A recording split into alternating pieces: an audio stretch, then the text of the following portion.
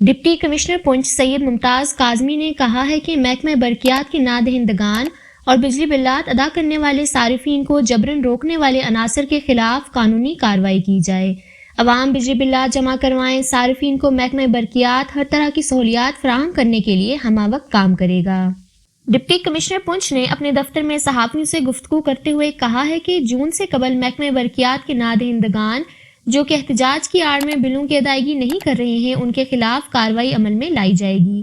ان کا مزید کہنا تھا آزاد کشمیر کے مختلف اضلاع میں شہری بلات جمع کروا رہے ہیں جن کی شرح 60% سے زائد ہے، جبکہ اس کے برعکس ضلع پونچھ میں شہریوں کو بلوں کی ادائیگی سے زبردستی روکا جا رہا ہے جو قابل قبول نہیں ہے۔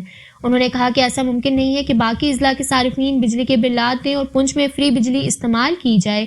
ان کا مزید کہنا تھا کہ حکومت اور ایکشن کمیٹی کا مذاکراتی عمل جاری ہے لیکن کسی کو احتجاج کی آڑ میں دشمن کے ایجنڈے پر عمل پیرا ہونے کی اجازت نہیں دی جا سکتی۔ افسوسناک بات ہے کہ کنٹرول لائن کے ساتھ غباروں میں باندھ کر دوسری جانب جو پیغام دیا گیا ہے وہ ریاست کے نقصان میں جاتا ہے۔ ہم احتجاج کی آڑ میں ریاست دشمن عناصر کو ایسا نہیں کرنے دیں گے۔